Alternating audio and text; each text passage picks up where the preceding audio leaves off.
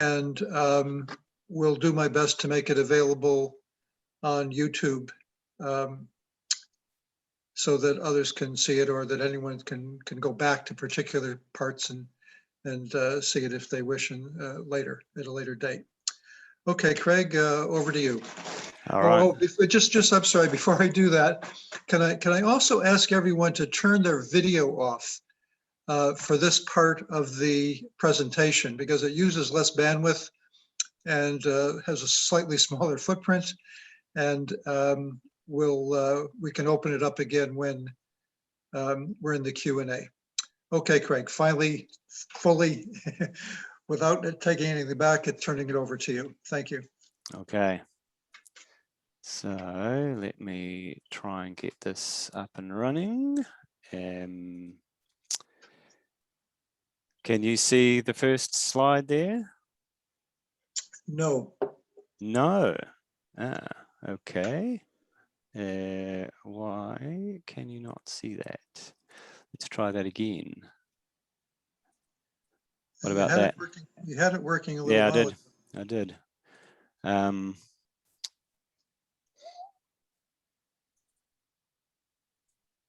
I'm guessing you still can't see anything? What we see is your screen, but it's several things. It's not just right. the. Is it?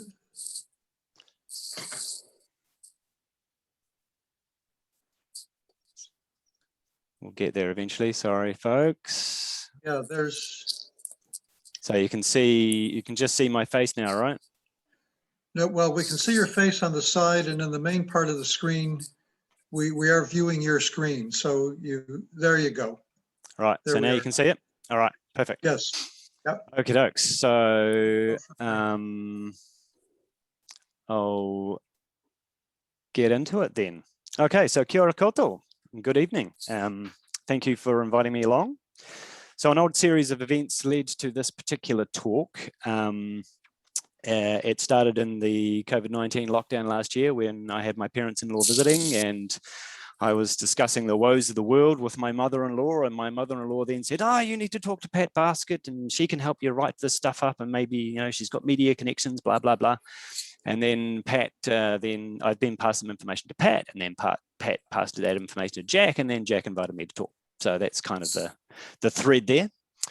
Everyone hearing me okay? Yes. Good. Yep, okay. So normally I would talk about soil biogeochemistry. So that's basically how bacteria interacts with soil and plants to deliver nutrients to cropping systems. And I would also probably have a bit of a focus on greenhouse gas emissions from agricultural soils. And agricultural systems. But today I'm going to present information that I've been accumulating since about 2008 when I started my agricultural research journey. And 2008 also coincides with when the wheels fell off, wheels noticeably fell off the global economy and new financial shenanigans began. And it also turns out that energy has a large role to play because it underpins our economy. So everything we do in our economy requires deployment of energy. So even me sitting here at the computer, I'm using energy. So basically energy use therefore directly and indirectly affects climate change, and it also affects a good chunk of societal problems that we're seeing around the globe today. So this talk is quite high level. It's roughly divided in two parts. Part one is going to cover some background concepts, while part two, I'll touch on energy use in current agriculture and the implications for future visions of food production. I won't be covering any potential paths forward during the talk. I'm going to leave that until the discussion afterwards. And I just want to point out that this is not new information. So if you look at the quote at the bottom of this page from Odom, 1971, so that's before I was born. And as typical, it seems that nothing's been done to resolve this particular situation. And a disclaimer, these are my own views and don't necessarily reflect those of my employer. So let's get into into this. So by way of introduction, let's first get a grip on the scale of the global energy problem. So 0 by 2050. This is an aspirational target whereby economies produces 0 carbon emissions by 2050. MTO. An MTO is a unit of energy standing for millions of tons of oil equivalent. So this allows a direct comparison of energy contained within fossil fuels. So we're talking oil, gas, and coal here. 12,000 is the number of MTOs used worldwide in 2019 and 2020, and it's slowly creeping up. 38 billion. That's the number or the tons of CO2 equivalents derived from burning 12,000 MTOs worth of fossil fuels. 11,000, this is the approximate number of days between now and the 1st of January 2050. 1.1 is the number of MTOs of energy we need to shift from the fossil fuel ledger to the alternative energy ledger every day for the next 11,000 days. Sorry? What am I up to? 1.5, the number of nuclear power plants we need to commission every day for the next 11,000 days to achieve the 1.1 MTO per day goal. And if you don't like nuclear power, 1,500 is the number of wind turbines that we need to commission every day for the next 11,000 days, and that would require 750 square kilometers of suitable windy sites every day. 11 out of 14. This is the number of critical minerals that will be exhausted building renewable energy infrastructure under a 50% green growth scenario. And I won't dwell on the energetic and environmental cost to mine those minerals. Slim to none, the chance of swapping 12,000 MTOs worth of fossil fuel energy with alternative energy, assuming no reduction in demand. 80 to 90% is the estimated reduction in energy demand required to actually meet a 0 carbon by 2050 goal, considering all resources required. So let's take a wee pause here just to reflect on what that 80 to 90% might look like for food production. That's a pretty big reduction in energy demand that we need to meet. So basically, it's time to get real. And the use of biophysical economics is one way to understand if we're getting real. And that is because biophysical economics accounts for energy flows through the economy with EROI, so energy return on investment, being a central measure of the net energy available to run civilization. So what is EROI? So this is a graph of energy return on energy invested for fossil fuels. And as you can see, it's not linear. So the dark blue is the amount of energy we get out of our energy production systems. And the light blue at the top, can you see the arrow moving across the screen? Anyone? Nope. So the light blue is the amount of energy that we need to put. Yes, we can see it. Oh, you can. As the amount of energy we need to put in to get that energy out. So if we whiz back to the left-hand side of the graph, so when we first started pulling oil out of the ground, we got a massive return on investment. So we put in 1 unit of energy drilling a well, and we got about 100 units of energy out.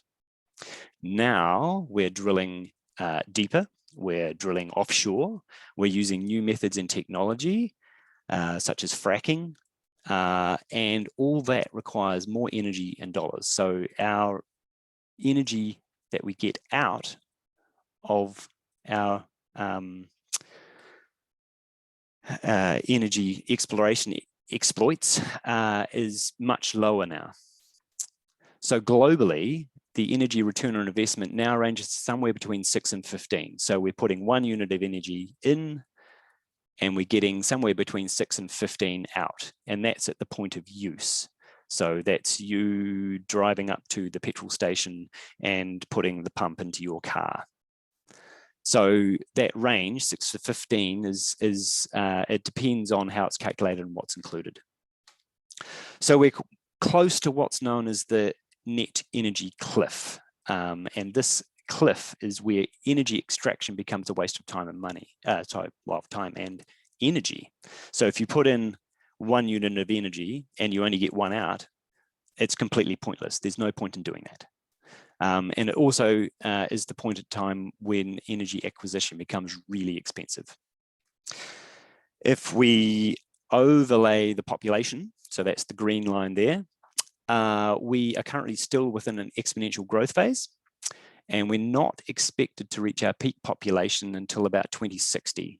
So, and the peak population is expected to be around about 10.5 billion. So the 50% of fossil fuels that we've used so far to create our incredibly complex civilization was all the low-hanging high ROI fruit. So we didn't have to put much energy in, and we got a whole heap out. Now, with population still growing, we want to advance and expand the complexity of our society using low ROI resources.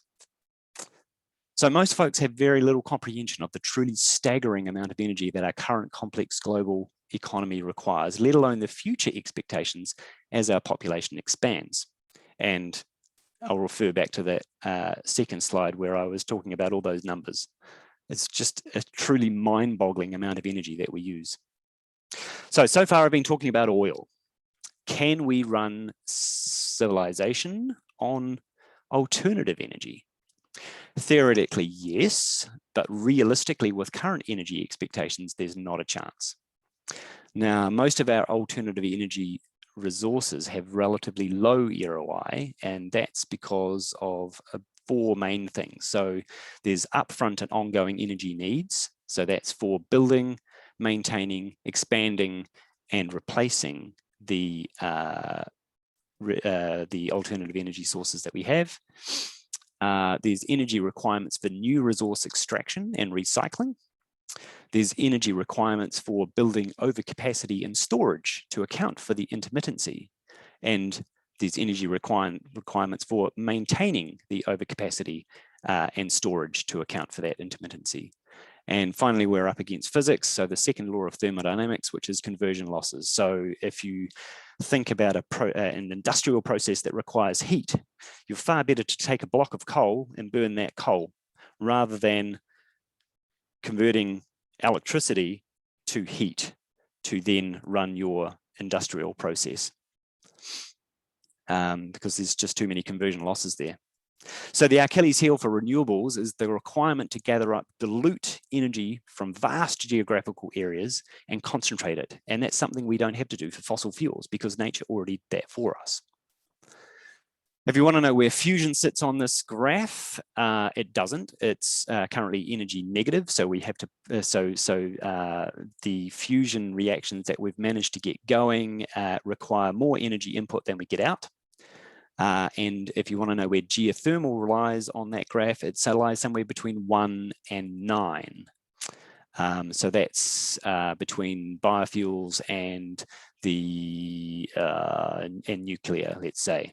And that's because it's very dependent on geology, and it's also very dependent on the years post-construction. So the older your geothermal unit, your ERI goes up. But then you start running into constraints because you then have to so geothermal is not really renewable as such. It's still drawing on a resource that is finite. So you start running out of heat, or your drill holes that you put down start filling up with silica deposits and things like that. So you have to drill new holes. So your ERI starts dropping again. And if you're thinking about hydrogen, then don't. And Pat's already put out a nice article about this, because hydrogen's energy storage molecule. It is not an energy source. The process of making and compressing and storing the hydrogen uses a lot of energy. So anyone who talks about hydrogen is kidding themselves. So I want to note that these are all point of use EROI figures. So when you measure EROI directly at the turbine or the solar panel, the EROI is much higher, but this is an unrealistic representation of the full net energy picture. So when you account for all the infrastructure between your wind turbine and the plug that you plug your toaster in, you lose a whole bunch of energy maintaining all that infrastructure. So your EROI for that resource actually drops off. So there's currently 0 alternative energy systems that can be rebuilt, expanded, and maintained using their own energy while simultaneously supporting actual energy demand. So basically, we still need fossil fuels. The estimated minimum EROI to maintain our current semblance of civilized society at bare bones basics is about 7. And if we go back to, say, Roman times, they worked within an EROI constraint of about 2 to 3. And last year, I picked up a paper that was looking at dynamic modeling of hypothetical renewable energy build-outs. And that paper predicted that the EROI of our global energy system would drop from our current approximately 10 down to 3 before rising to about 5 by 2060. So 5 is less than 7. So we're talking about a society that has energy available to it that's less than bare bones basics. And don't forget from the second slide that 11 of 14 critical minerals are required for that renewable energy build out. So 11 of those 14 critical minerals become exhausted under just a 50% green growth scenario. So we're quite geologically constrained. So how does EROI relate to the economy and running civilization? So on the left-hand side here, we've got a high EROI scenario. So the red arrow is the reinvestment of energy that we need to get energy, and that's quite small. And then we have a bunch of essentials that we need to cover. So food, welfare, government, law, well, if you can call government and law essential. And we have this massive big blue arrow, which is our discretionary energy available, and that can be put into building our economic growth. It can be used for investment. It's basically what we've built our civilization on. If we shift over to the right-hand side, this is a low EROI example. So the red arrow is much bigger. So a much larger proportion of the energy that we produce has to be reinvested in order to get energy. We still have the same essentials to cover. In fact, we've got more because our population is expanding, but let's just call it the same. And our discretionary amount of energy that we have available for building our economies and investing and discretionary spending is much, much, much smaller. So a lot of the social issues that we're seeing today is actually a reflection of this high to low EROI situation where we're struggling for money to find for social welfare spending, for hospitals, for education. Everything is being squeezed tight because the amount of energy that we have available to run our civilization is going down. The net energy, I should say, that we have available is going down. So to maintain our civilization and our economy, we need to use increasing amounts of energy because of that energy reinvestment. And thus we're also increasing our emissions. And this is just to maintain the supply of energy and resources that we need. We're not actually moving anywhere. This is very much a Red Queen situation. We're running faster in order to stay still. If we look at New Zealand's economy, it's built on an EROI requirement of about 25 to 1. That's very rough. So that comes from a personal communication that I had with a chap called Solus Norton, who's down in Dunedin, who's done a little bit of thinking about this. And if you look at our energy mix, so our New Zealand's electrical energy mix is 80% renewable. However, our economy is 65% fossil fuel powered. So that's some numbers that come from Stats New Zealand. And if we wanted to replace 100% of our current fossil fuel energy use with the equivalent alternative energy output, that would result in about a 25% lower net energy availability in order to live within the EROI constraints of alternative energy, as in we still need to take some energy out of our economy to rebuild our wind turbines and to fix our hydro dams and to build new solar panels and things like that. So we're actually quite lucky in New Zealand, though, because our EROI situation is propped up by hydro. So hydroelectricity has a massive EROI. So we're only looking at about a 25% drop, but if you looked globally, you'd be talking 40–50% drop in available energy if we replaced like for like in terms of the amount of energy output.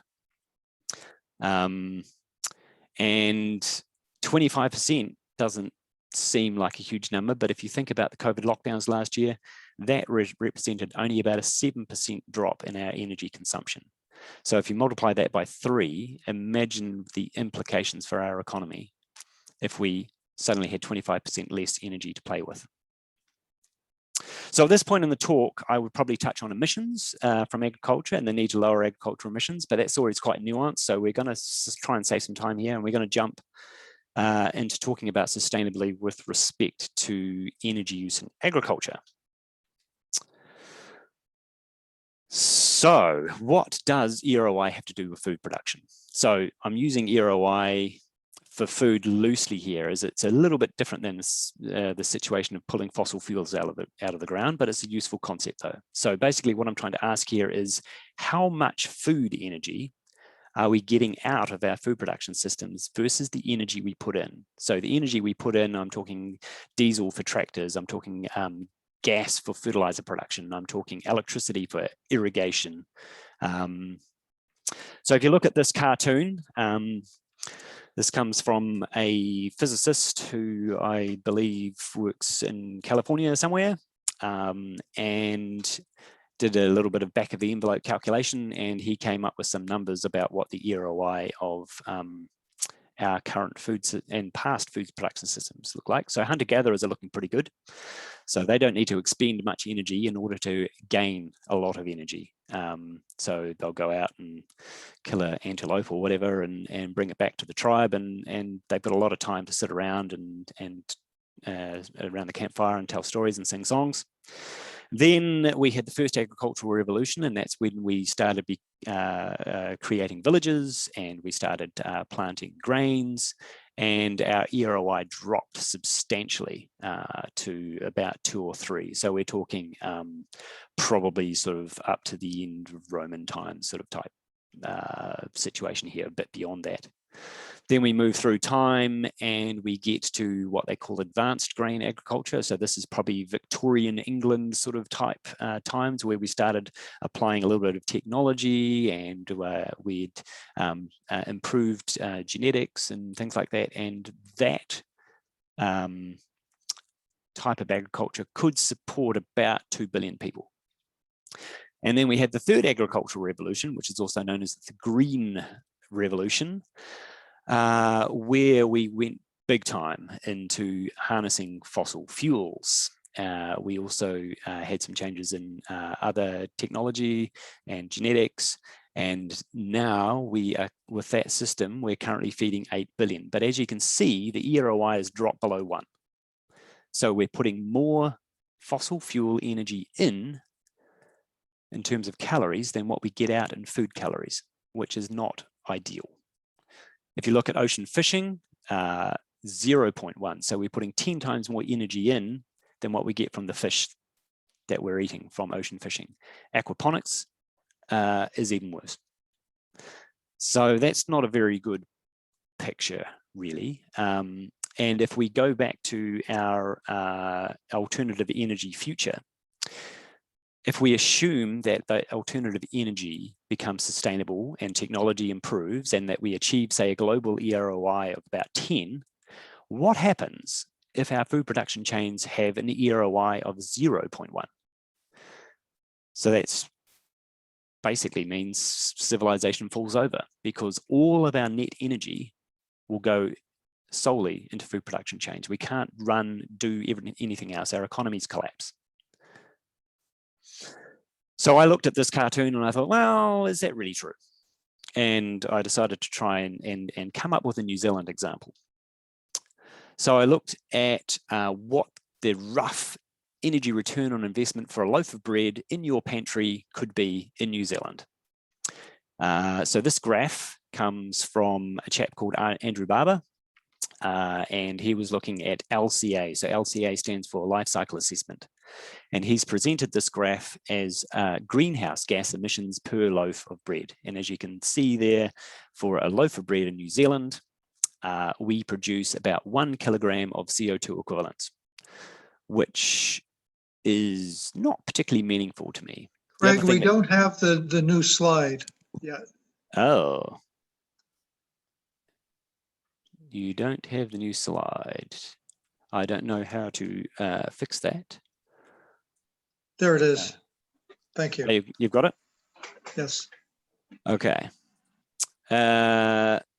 So where was I? So yeah, if you look at the bar there for New Zealand, it's reading greenhouse gas emissions per loaf of bread, 1 kilogram roughly of CO2 equivalents produced.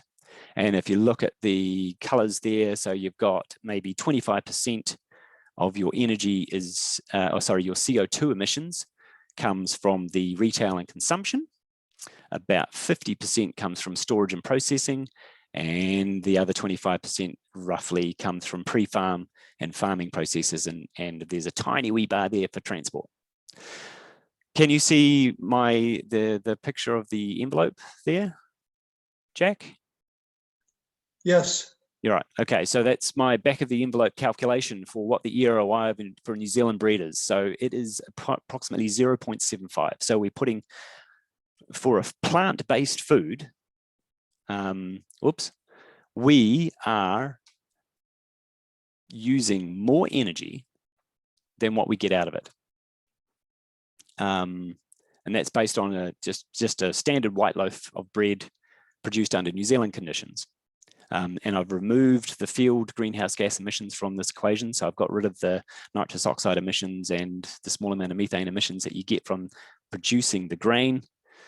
But yeah, once you go through that storage and processing, you start getting into an energy negative situation. So the EROI at the farm gate is 2.5 approximately.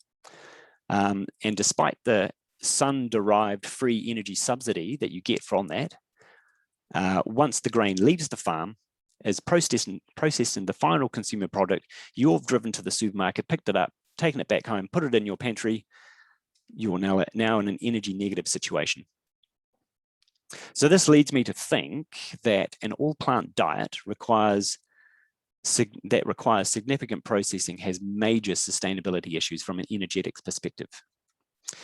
If we move forward to the US food production system, and I'm assuming that slide changed. Can I get a thumbs up from Jack? The slide has not changed. There might be a bit of delay there. It has for me. Okay, whoops. And now I'm...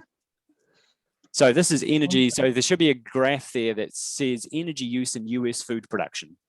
So the US food production system is terrible.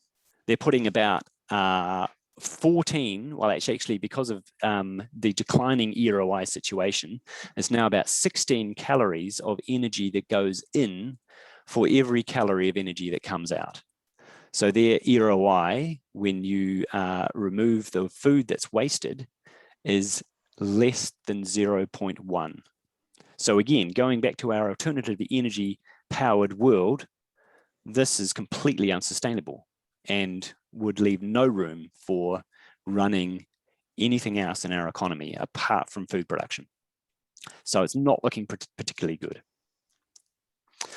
So let's move on from our current food production systems and look at what our futurists are talking about with regard to future food production. So technology is our knight in shining armor. It's supposedly going to save us from population growth. It's going to aid us to cope with urbanization trends, and it's going to solve all our unsustainable agricultural problems. Now, I acknowledge that new technologies will disrupt in unforeseen ways, but we also need to acknowledge that new technology brings actual and hidden energy and resource costs that need to be considered. So we're now what's known as the fourth industrial revolution. And our friends in Silicon Valley tell us that the technology associated with the fourth industrial revolution that has applications to agriculture includes the following: new computing technologies, big data and advanced analytics, the Internet of Things, artificial intelligence and machine learning, blockchain, virtual reality and augmented reality, next generation biotechnologies and genomics, renewable energy storage solutions and communications infrastructure, autonomous and near autonomous vehicles, robotics, additive manufacturing and multi-dimensional printing, and advanced materials and nanotechnologies. Now, some of those are going to be useful, but all of those require deployment of more resources and energy.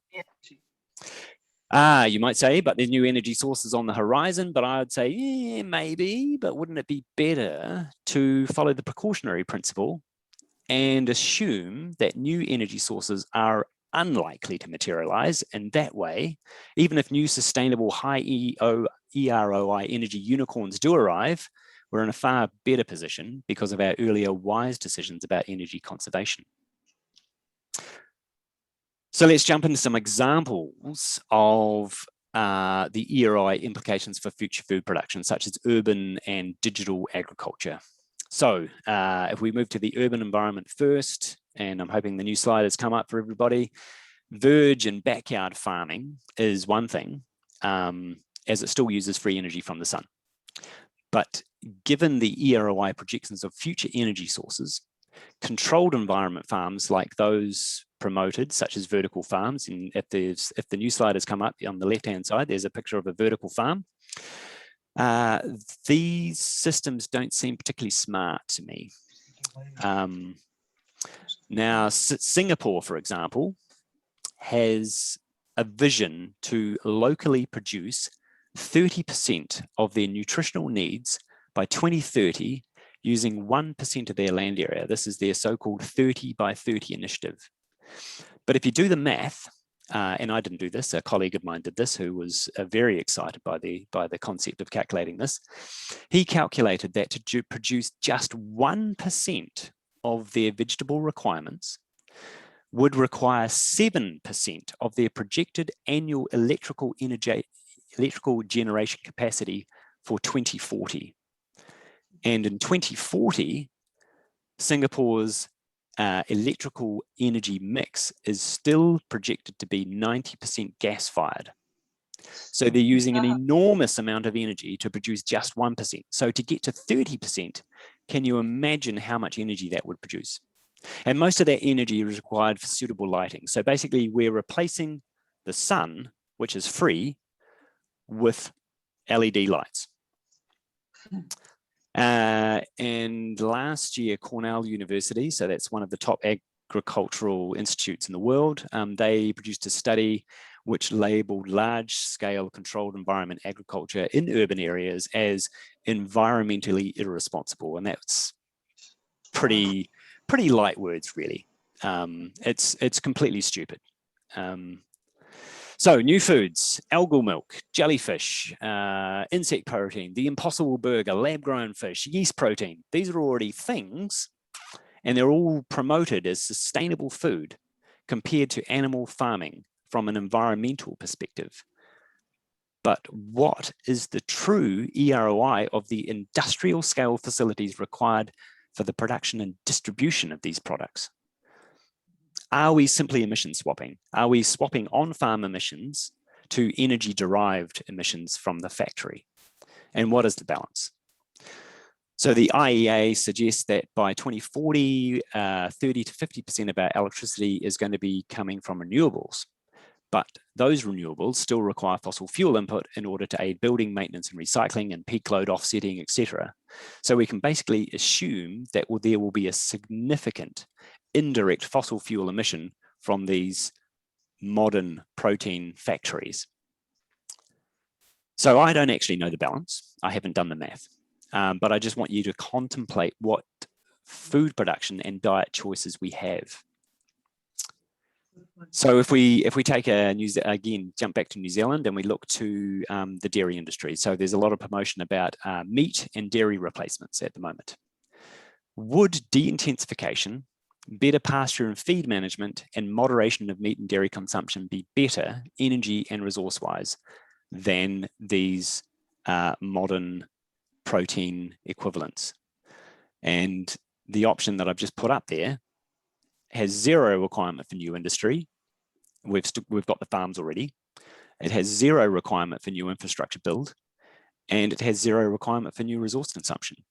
Well, apart from fertilizers and things like that. But if you compare it to producing food in a factory, to me, energetically speaking, it makes much more sense to improve what we have than to build new stuff.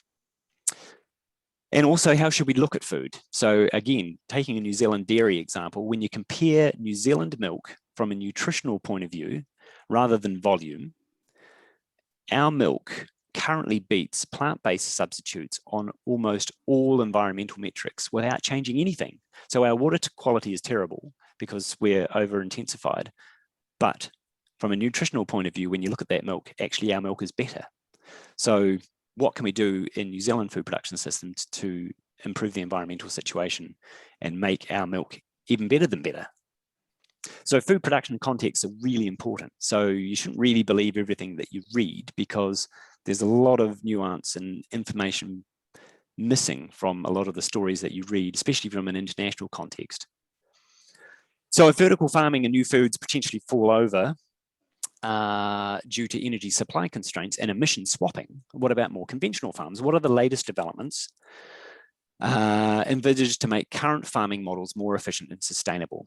So again, I'm hoping the new slides come up. It should be a cartoon of a farm with a whole bunch of boxes around it.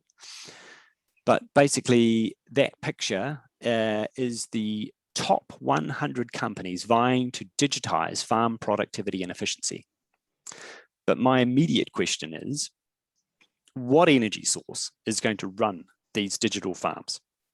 And what about the energy required for all the other resources and all the other industries required to support these companies that want to turn our farms into digital production meccas? In 2017, there was an article in The Guardian that suggested by 2025, 20% of global electrical energy would be eaten by data and data infrastructure. And a recent Nature article suggested that 20% of our electrical production would be eaten by data storage alone by 2030. So food traceability is one thing that is being promoted, and they're promoting blockchain as a way to trace food from source to consumer. So you might be aware of Bitcoin, and Bitcoin runs on blockchain calculations.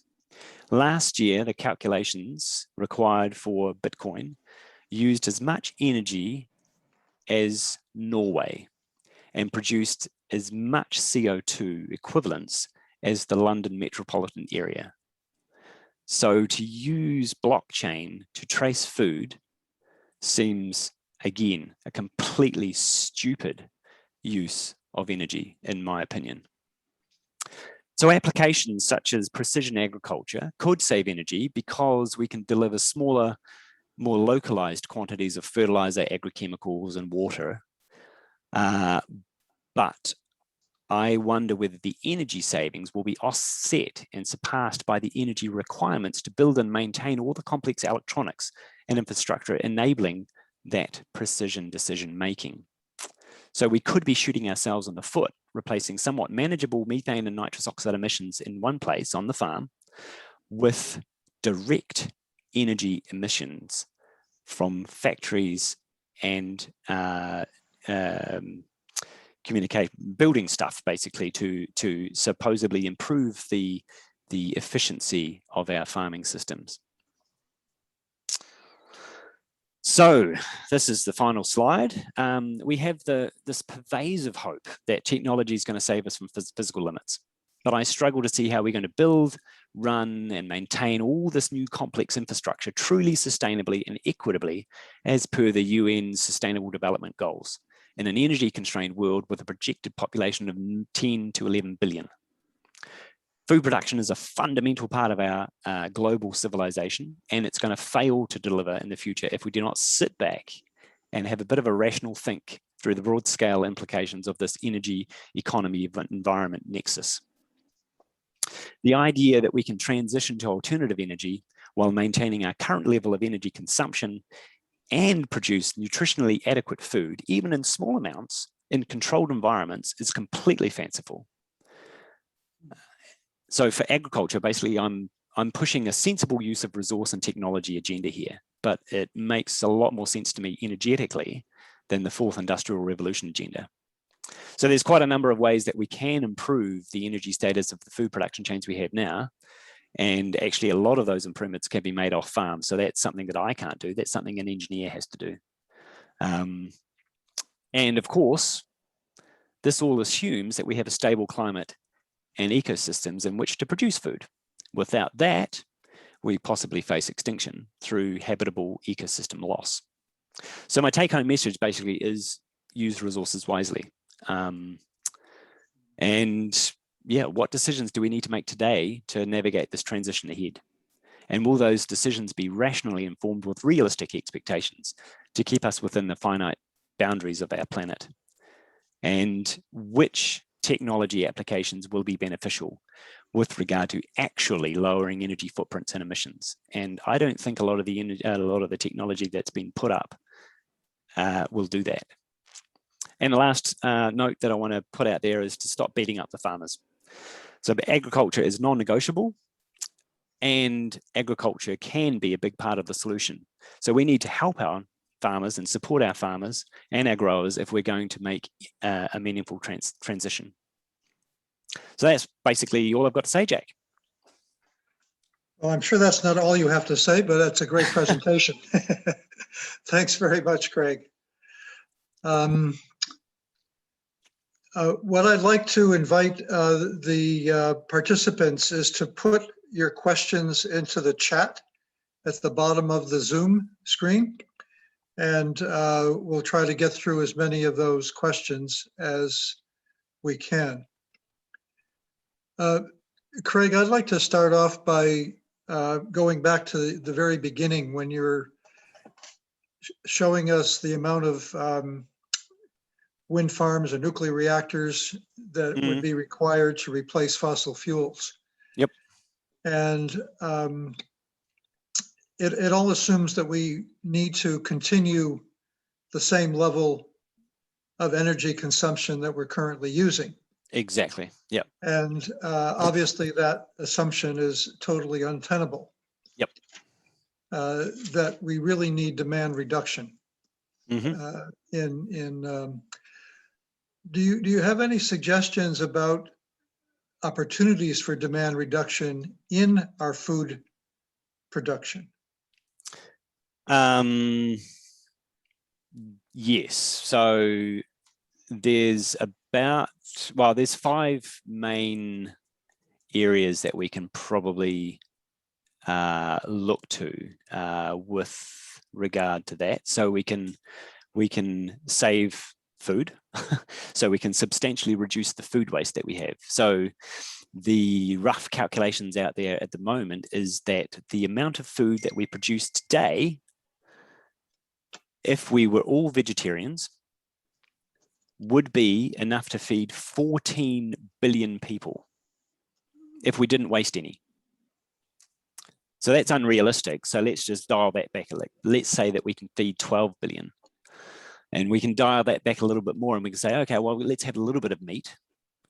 And we can quite easily feed 10.5 billion people with our current production. So when the FAO says we need to expand our agriculture and we need to do this and we need to do that, that's not entirely true. One of the biggest advances we could make is just not wasting the food in the first place that we're already producing. So that would represent a huge energy saving for the future, because we wouldn't be putting more of our resources into yet more agriculture. The other thing that we need to do is, oh, actually, this is more from an emissions perspective, but we need to basically halt and preferably reverse land use change. So that's basically chopping down the forests in the Amazon. So we don't need to do that. We're already producing enough food. Let's preserve the lungs of the planet and don't do that. That's just silly. We can lower our emissions via the intensification of ruminant animal production in particular. So that's methane, mainly talking about there. And then we need to change our relationship with fertilizer and soil and farm management. So that's where we'll gain a little bit, especially with fertilizer. I think something like 16% of the energy that's used in agriculture goes into fertilizer production.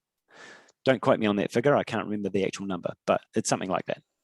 So if we can farm with less, we save a lot of energy.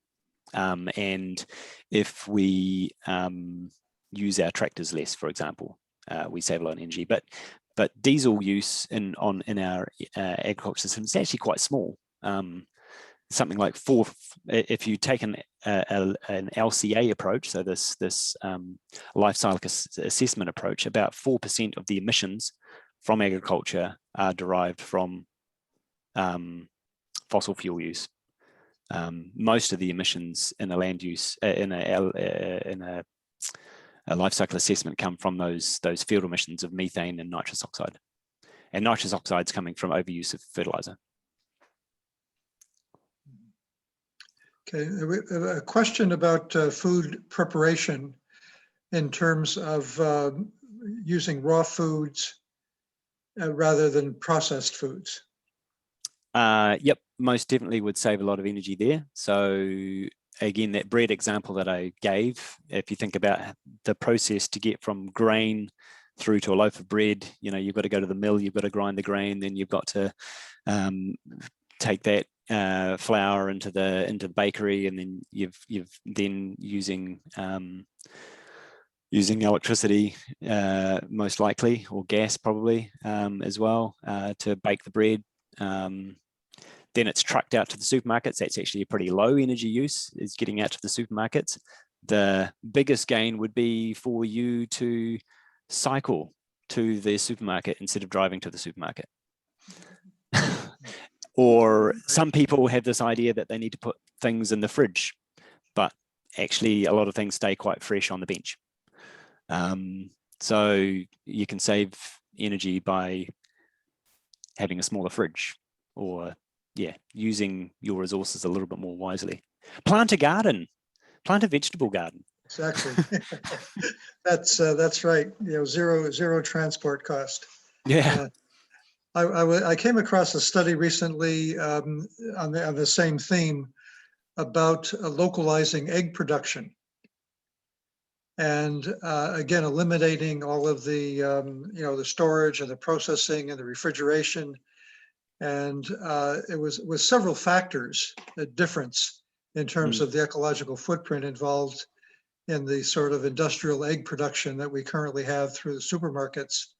Yep. Compared to not necessarily home-based, but community-based egg production, and that's just one example again of the value of localization. Got another question here from Mark. I'll read it. It's what's your primary activity to raise awareness of those in governance who we need to support, who with support can start their journey to show up and lead and provide the kind of environmental change that's necessary? What would help to do this? What's my personal way of? Yeah, what's your opinion about how to raise awareness, and especially in terms of government decision makers? Yeah, well, that's an interesting question. So I've done a similar talk to this multiple times now to groups like this. So it's very much preaching to the choir, unfortunately. and I'm not 100% sure. Actually, this is the reason why my mother-in-law suggested I approach Pat in the first place, because she's written some articles to at least try and get the message out there. So that's one avenue to try and raise awareness, and then maybe someone will take notice. But at this point, very few people take notice. I'm very much preaching to the choir. Yeah. Just a personal comment. I mean, I totally agree with you. This issue of net energy analysis is simply neglected by decision makers. Yeah, it's Even all though about it's all about emissions, right? So yeah. But net energy analysis is such a simple, traditional engineering methodology that it's hard to disagree with it. And but they fail to do it because the assumption is simply there, well, we'll just get rid of fossil fuels and replace them with renewables, and that's all we need to do. Yep. And you know, as we know it, that's not that easy. no, it's incredibly more complicated because the rush to renewables is obfuscating the limitations of renewables. And we need to clarify what those limitations are. You know, whether it's a mineral input, the special minerals required for the, you know, a lot of this technology, or the simple energy requirements. There's another question here about fusion, and if we had it, you know, would that solve anything? I have got some opinions on there, but I'm interested in don't yours. believe so. So that figure of 10 comes from, an EROI of 10 comes from computer simulations of, I can't remember which group, it's somewhere in America. They've set up a fusion system, and they've used the computer to sort of make hypothetical iterative changes to that system, and the maximum power output that they predict that they could get if they could make all those iterations and changes happen is about 10. But again, well, I mean, I've been talking about agriculture, and the American food production system is at 0.1 EROI. So even if you had fusion, you are still stuck unless you improve other things in your food production system. Yeah. If you're replacing energy like for like energy. Yeah, and I think it really speaks to the issue of, it's not the amount of energy that we should be thinking about. It's about how to meet our basic needs in the most efficient way possible. Yeah. And it's very hard to get people to think about that, because we think of progress as based on technology. Yeah, absolutely. I mean, and yeah, people assume that my mobile phone here is an efficient use of energy, but in reality, the life cycle of this phone uses more energy than the entire lifespan of my refrigerator at home. Yes. The concept of energy and energy use is, yeah, completely missing. Yeah. I mean, I actually think it would be a bit of a disaster if we could make fusion work, because we would simply do more environmental destruction. Yeah, exactly. Well, it's the same with mining all the other resources that we need for this renewable energy build out. It's there's already massive problems with cobalt, and already massive problems with lithium production, and socio-political problems as well that are cropping up as everyone rushes to get these resources that they need to build batteries. Yeah. Well, there's a Spanish group that did a simulation of a 50%, a 75%, and 100% renewable energy system on a global basis. And what they determined was that the mining required for the minerals would push the greenhouse gases up above 2 or 3 degrees increase, simply because we need fossil fuels to do the mining. Yep. And, Yeah. and there's also the point that, you know, all of the construction of these renewable systems, I mean, you've indicated how large the investment would have to be, not just in dollars, but in energy. That energy has to be on top of the energy to keep the rest of society going. Absolutely. Yep. And where, you know, where does it come from at a time when our actual usable energy is declining? Yeah. So that's where that, I don't know if you remember the figures that I said, so that a group in, I think it's the same group in Leeds, actually, they did the calculation where we, EROI, if we were to go down just a 50% green growth scenario, if we would drop our ERI from 10 down to 3, and then it would slowly go back to 5. So that big drop from 10 to 3 reflects both using a whole bunch of our energy to try and build all the infrastructure that we need. And then once we've got that infrastructure in place, then the ERI starts climbing again. Yeah. But it only gets to 5. Yeah, that's right. And we really need to be making some decisions about priorities. You know, if we're going to be reducing demand, I mean, if energy availability is going to be declining, which it is, it's just a physical fact, it means we're going to have to be making decisions about priorities and how we can get the most well-being per joule kind of idea. You know, how can we get the most well-being and very basic needs from whatever energy resources are going to be locally available? Because I think a lot of this is also going to have to be a transition to much more localized and community-owned and operated energy systems. Yeah, and again, I suppose, again, bringing it back to agriculture, it's far better to use your litre of diesel fuel in your tractor. You'll get far more bang for buck doing that than using that diesel to, I don't know, ship plastic junk around the country.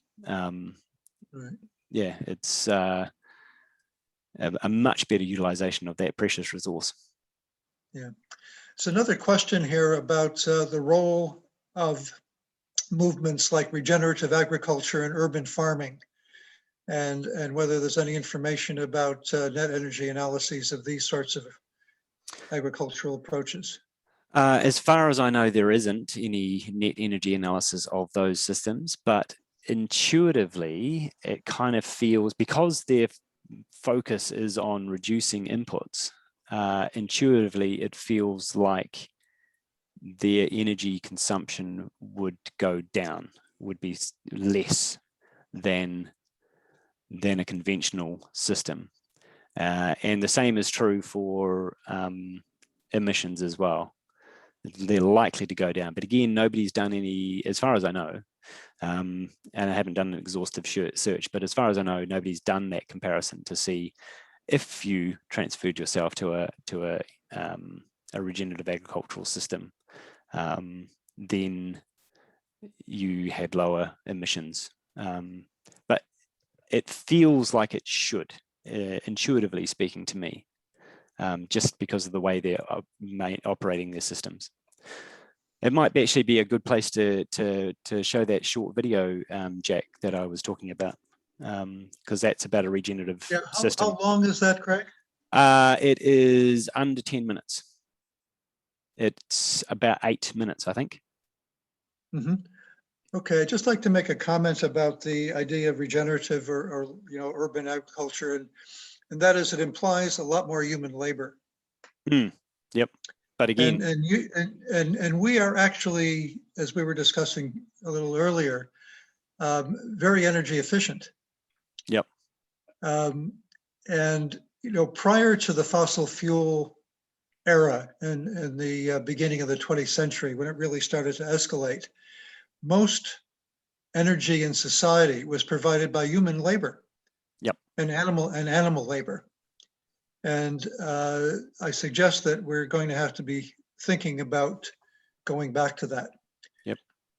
Well, but if we contract our economies, then there's going to be a lot of people that don't have much to do. So they should probably deploy themselves in growing food. Yeah. Just before we go to your video, there's one more question here. It's I'm wondering about the spatial planning implications of operating in a low EORI future. I think of rural village layouts in parts of Asia with tracks radiating out to farm plots within walking distance and bullocks plowing and transporting. What EORI system might that have? And might permaculture help? I would imagine permaculture most definitely would help. But the mindset of permaculture is that everything that you do has to have multiple uses, right? So yeah, you're getting a lot more bang for buck. And yeah, I sort of envisage that we will probably have more rural living in the future, unlike our futurist friends who think we're going to be living in these beautiful modern cities all over the world. Yeah, I think there's going to be a drift back to the country, a forced drift back to the country. There's just no way cities will be sustainable as they are currently. Yeah, it's hard to imagine what that transition is going to be, but I don't get the impression that it's going to be a pretty transition. I think there's going to be a lot of gnashing of teeth. Yes, I mean, just until people realize that, well, actually, we've got to go this way. Yeah, a little bit of data about energy use in urban areas. My understanding is that a third of the energy that municipalities use is used simply to transport fresh water in and dirty water out. Wow. A full third of municipal energy use. Yeah. That gives you an indication of what we're going to be up against. Yeah, that's crazy, eh? Yeah. Yeah, let's see your video. Yeah, I just stumbled upon this other slide that I had put in there, which is coming from Project Drawdown. I don't know if you're aware of, probably you're aware of Project Drawdown. A great project, yes. Yeah, so the solutions, I've highlighted some solutions there in red that are applicable to New Zealand agriculture and agricultural landscapes. Well, aside from the reduced food waste and plant-rich diet, but we could be transforming our agricultural landscapes into silver pasture, regen ag, utilizing conservation agriculture, tree intercropping, better managed grazing. A lot of these things actually come in under regenerative agriculture or agroecology. Farmland restoration, so we've got a lot of sub-quality land that we could improve. And multi-strata agroforestry could also get in there. And the ones that I've highlighted in blue there are the only areas that my research group are researching in New Zealand. So nutrient management and farmland irrigation. That's where all the agricultural investment in plant and food research is going in terms of these solutions that are applicable to New Zealand, these drawdown solutions that are applicable to our agricultural landscapes. So we're missing the boat. There's a huge number of things that we should be looking into and should be transferring to. But anyway, one of the interesting things about the drawdown compendium of solutions is that these are all solutions that currently exist. We don't have to wait for their development. We can apply these now. Yeah. So this, hopefully the slides change. This is an example of regenerative agriculture. So this is a couple, Mark and Jen Shepherd, and they call their farm New Forest Farm. So this is in southwest Wisconsin. This is soy and corn growing area. And they looked at their, I think it was more Mark looked across the boundary into his neighbor's fields and sort of said to himself, there's something wrong with this picture. How can we do this better? And he went down this journey of regen ag basically, or permaculture on a large scale. So he designed his farm in and around water. So if you look at the picture on the right, that's where the water flows go on his farm. So it's very topographically based, and he's got water collection areas and water dams, if you like. Plant a lot of trees, and you can see that they're all following contour there. And all that is designed to capture and store water on his farm in order to improve its productivity, and for him not to have to use irrigation. And the energy, and consequently his energy demand is very, very low, because he's not pumping water. So they've got a little video here, which is on, you can find it on YouTube, but this is Mark talking about his farm and what we could be doing in our agricultural landscapes. Hi there, my name's Mark Shepard. We're at New Forest Can you hear Farm the in audio? Southwest Wisconsin. For the Yes. past 23 years, we've been converting a typical corn and beans row crops farm into a perennial polyculture agroforestry system that mimics the oak savanna plant community type. Our primary cash flow has been produce, nursery stock, especially chestnuts and hazels. My edible woody crops nursery, Forest Agriculture Enterprises, has been selling chestnut, hazelnut, pine nut, apples, a whole number of different edible crops, and we're doing the breeding right here on the farm. We also raise grass-fed livestock, beef and pork. Part of where we're standing right now is in an alley cropping system. Our first job on the farm was to install a water management system. What we did is way up at the valley, up this alley that way, there's a small pond. When that fills full of rainwater in a storm, we have channels that are excavated that bring it out to the ridge. All of the water that would have gone to this valley now hits these channels and spreads to the ridge. But you can see here by the shape of this alley that the water would flow from way up in the head of the valley, slightly downhill. In this case, we're using a 1% slope. That means it drops 1 foot over every 100 foot that it moves forward. So it comes out this way to the ridge. That valley form brings the water this way. Once it hits the ridge, it hits this big level spot that's a slight depression, and there's a rim here, and it becomes a big shallow pond, and it sheets over the edge of the pond up on the ridge. So formerly, the valleys were the wettest spots on the farm. Now the ridges have wet spots on them, which is fine by me because I know this water is soaking in deep.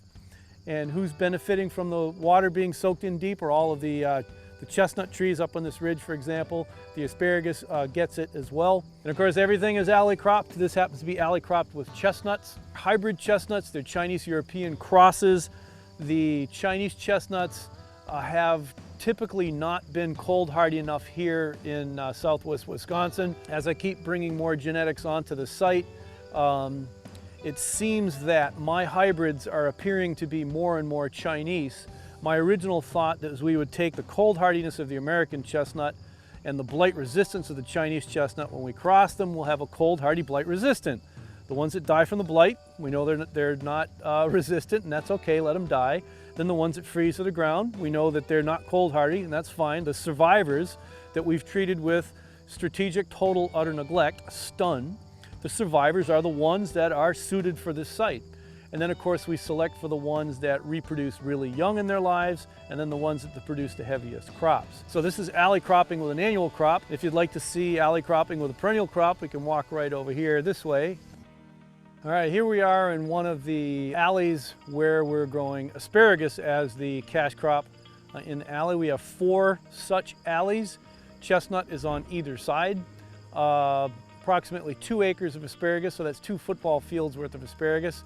What's interesting about the asparagus, because of the competitive effects, we grow it in a heavy sod just like the asparagus you see in the ditch on the side of the road, and it's growing in competition with the chestnut trees right nearby. We probably get about half the yields that you could expect out of a clean tilled asparagus crop, but that's not my goals. My goals are to have an easy system to manage that is profitable by itself. So once you plant the asparagus, take minimal care of it. I mow it a few times in the springtime, scalp mow it right to the ground, and then the asparagus itself emerges through the weeds, which are mostly grasses. We see some, various different ragweeds and stuff like that. It's a 22-year-old patch now, 23 years old. Meanwhile, though, as the asparagus has peaked in production, the chestnuts have started to increase in production.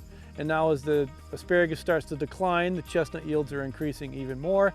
And I don't know if we're going to do the asparagus for another 2 years, 5 years, 10 years, mow it and have it all be pasture and graze cattle in here. I've got options. When you're doing an alley cropping system, you end up with options. The hazelnuts that we're growing here at New Forest Farm are all hybrid, which means that they're different species mixed together.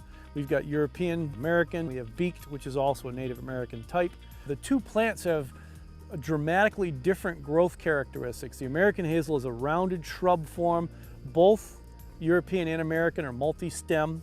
The American hazel classically has a husk around the nut that encloses the whole nut. On the more American type hybrid hazels that are being grown in upper Midwest, the idea is to grow them high density within the row, approaching 1,000 stems per acre, and then have them grown as hedgerows and have them be harvested over the top with a straddle harvester. Currently right now, the Americans are really easy to harvest by hand because the plant doesn't really get much taller than 8 or 10 foot tall. The stems are really flexible and they don't break. You just bend them down to the ground, you strip the nuts off. They get dried down and then they have to be husked. The husk has to be removed mechanically. We use a modified version of the insides of a combine to do that. So these are hazelnuts that we in the northern climates that get 20 below, 40 below, we can grow, and we can grow them either like European small trees, or we can grow the American type with the enclosed husk and either harvest them by hand or over the top with a straddle harvester. So we're in the some of the oldest chestnut trees on New Forest Farm in southwest Wisconsin. And this is an area that we use exclusively as a silvopasture system, most specifically for pigs. They get a mixed feed ration, organic feed ration, mostly for the vitamin part of it, the minerals, so they get a good balanced mineral. I only feed them enough to feed a little 30-pound pig. So if they want to eat more and if they're hungry, they have to go out and graze more. They clean it completely out. So whatever's in season, starting with currants in the spring, raspberries, underneath the currants, they'll get rid of all of the weeds underneath the currants and they'll eat the berries right off the bush. Then they'll kind of move to the raspberries, then they move to the mulberries. This time of year, they're kind of between. They just went through mulberries and cherries. They're just finishing up cherries. There's still some mulberries on the trees. They've started tearing into the grapes. They'll pull the vines right off of the trees. I let the grapes climb low on the trees. I don't let them climb all the way up high. I pull the vines down if the pigs don't. The pigs will pull the vines down, eat all the leaves off the vine. They'll eat the fruit. They'll be crunching on big bunches of green grapes. They'll go up to elderberries as the elderberries start to get ripe, and they'll eat the elderberries right off the tree. They'll get up to full body size by mid-September when the chestnuts start to ripen, and then they just fatten up because the chestnut is it's a high carbohydrate. It's a lot like eating corn, and they just gorge on chestnuts and they turn into nice chestnut fattened hogs. And the last month of their life, I'll feed them their morning snack and their evening snack on the livestock trailer. So when the day comes to go to the slaughterhouse, I just go up to the trailer and shut the door. No stress of forcing them down a squeeze chute or using cattle prods to get them to load a trailer. They just do it all by themselves. We named every single one of them. They're all identifiable. They all get patted every single day. They get treated really well. We care for them as pets. I don't ever want this to be a callous, heartless thing. I think that's part of our humanity, is the fact that we do identify with these animals. These are our friends and they will become us. I'm gonna have pork chops tonight, I really am. I know that they've lived a good, healthy, happy life, and they only have one bad day. Here we go. Yes, my boy. Good old pig. So there you go.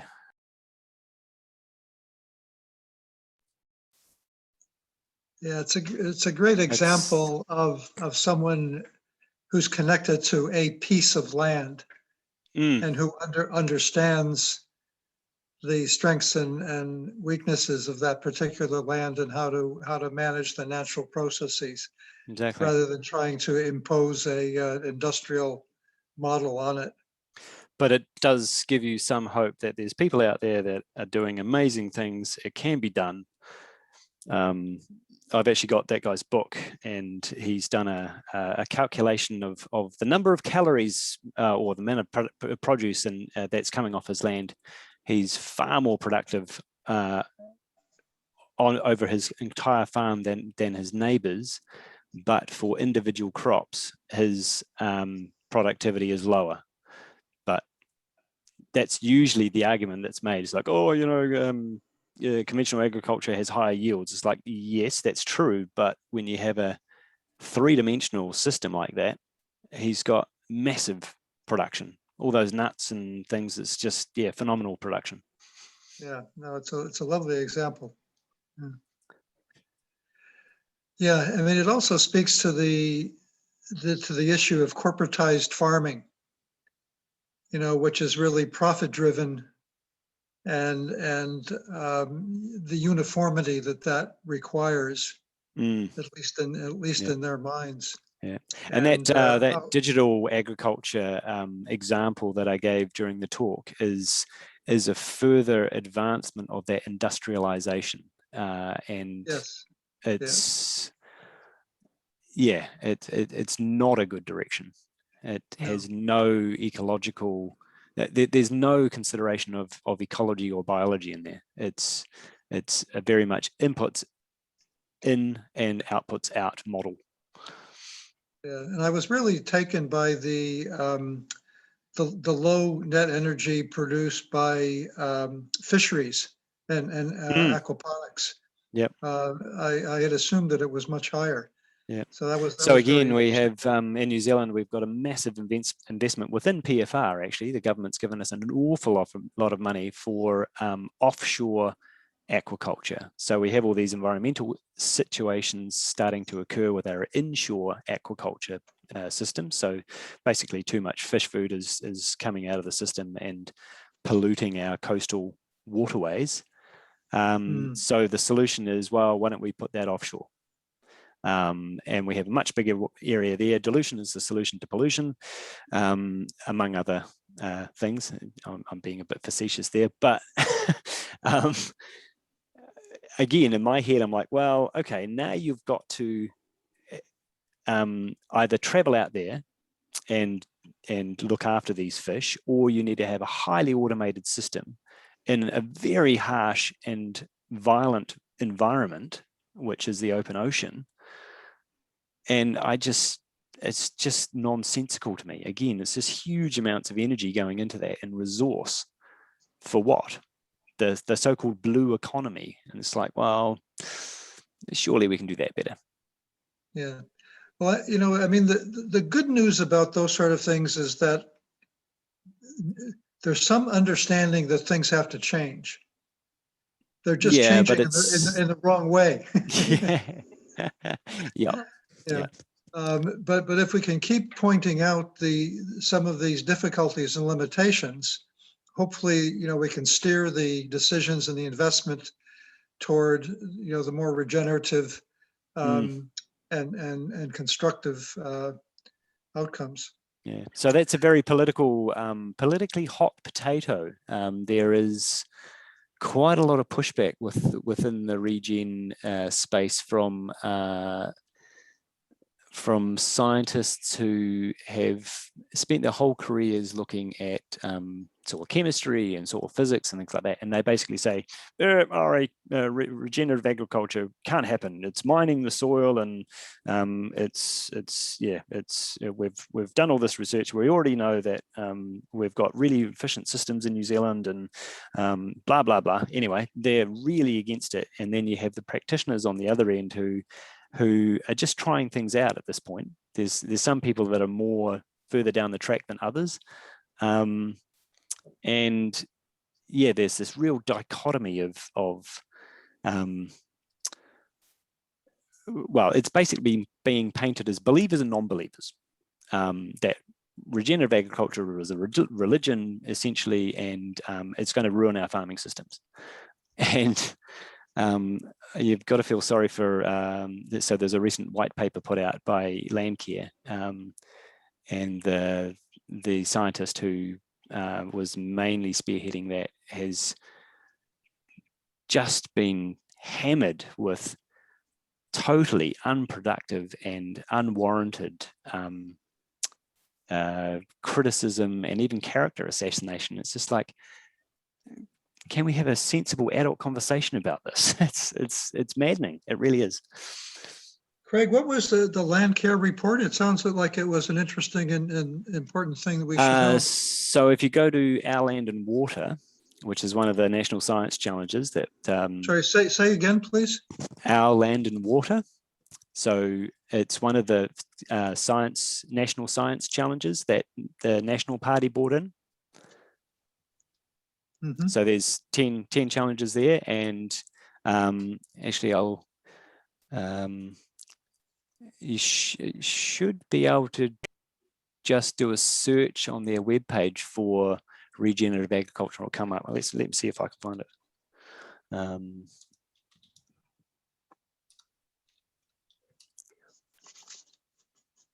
Yeah, so if you go to, can you still see my screen? Yes. Yeah, so you can see the second link down there. Regenerative agriculture white paper sets out pressing whatever the other words there are. The second one, okay, regenerative ag white pressing paper. research priorities. So that's what they focused on. They basically bought about, I think Gwen had maybe up to 400 people contributing to this. So that's everyone from consultants to farmers to economists to scientists, a whole range of people put their views into this. And so this white paper is a summary of that. It's put together a little bit rushed, so it's doesn't read as well as it could, but there's a whole bunch of follow-up smaller chunks of the report that will come out piece by piece. So the actual report is something like 400 pages long. This white paper is about 70 pages long, and it's reasonably accessible, but it's basically sort of saying, okay, in the New Zealand context, what could regenerative agriculture look like? And how might we get there? And what is the research that we need to do in order to quell people's fears about these big changes that we might be putting into our agricultural systems? So it's actually quite good, but like I say, there's a group of let's just call them old school scientists who have a lot of experience. You can't knock them for that, but they're just not open-minded enough to sort of see things in a different way, which is frustrating. Yeah, well, thanks for bringing our attention to it. It looks like a very interesting paper. MPI is very interested in the idea of regen ag, and they are actually putting up some funding for people to do research in that space. So up until now, we haven't had any money to do anything remotely close to agroecology. There's a little bit that's happened in the universities, and say the likes of Steve Ratton, who unfortunately died recently, would be a perfect example of a researcher that was doing research in agroecology. But yeah, very little work done in New Zealand in this space. It's mostly South America and a little bit in Europe and things like that. But most of the Western nations haven't really jumped onto this agroecology bandwagon yet to really get some good research and understanding of our context-specific environments. Right. Craig, there's one last question here. Well, there's actually two now, but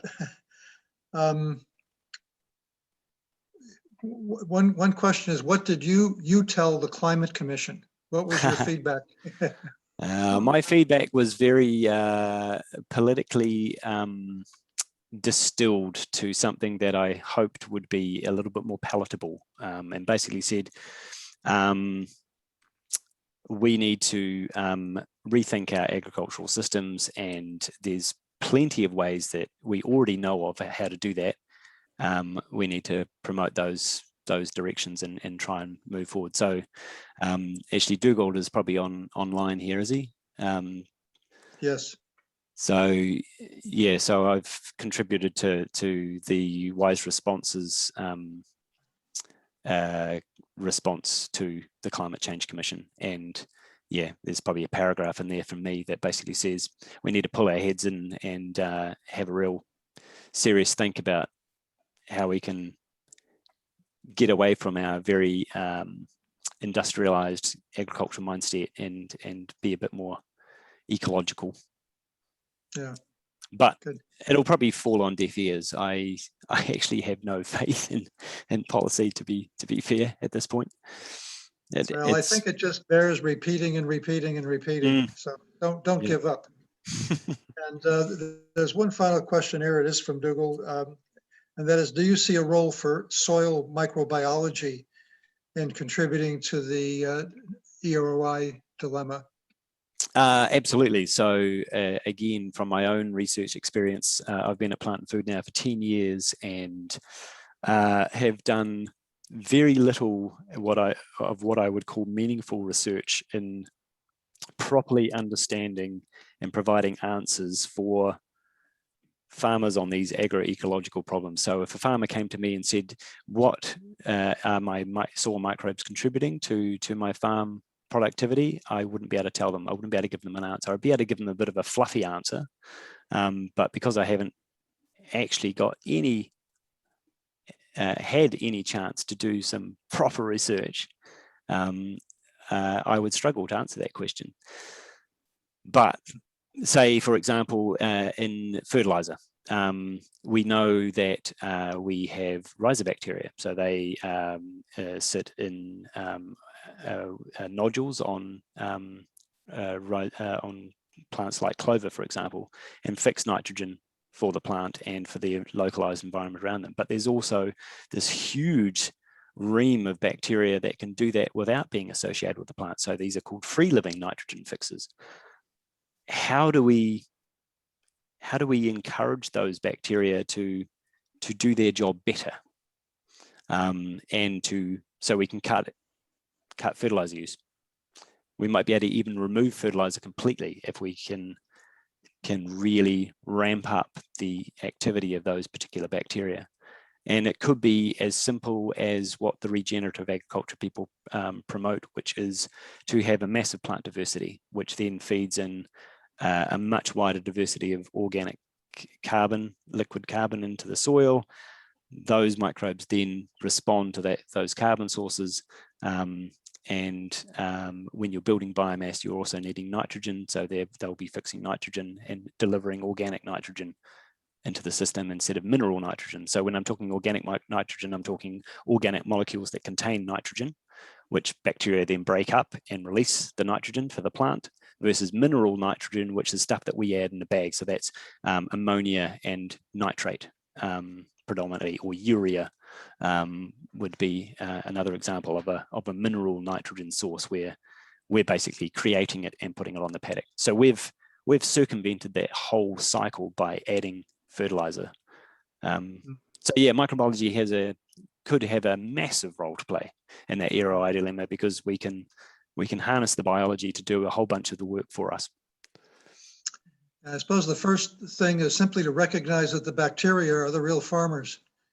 Absolutely, yeah. And again, if you listen to some of these permaculture people, regen people, they're basically saying we're farming soil. We're not farming produce as such. We're building soil. That's our contribution. That's what it's all about. That's right. Yeah. Exactly. Craig, we reached the end, and thank you very much for a terrific presentation and presenting large numbers of big issues that we really need to be thinking about, and that some of us already are. So it's good to know that there's more of us out there, and keep at it. It's basically needed, and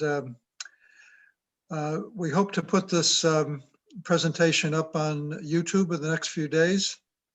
And just to let everyone know that the May presentation for the webinar series will focus on the whole issue of intergenerational strategies. You know, how do we stop discounting the future so greatly and take into account, you know, the kind of long-term thinking that as Craig has indicated we need to do, and how do we put that into policies in a broader level, because there's so many areas in which we need to take that long-term perspective. It'll be Jonathan Boston from Victoria U that will be presenting. So hope you all can join us then and tell others about it as well. So Craig, thanks again. We'll sign off for now, and hopefully our paths will cross again. Yeah, hopefully. And yeah, we'll try and get some of this information out. Right. Okay. All right. Take care. Good night. Bye-bye. Good night.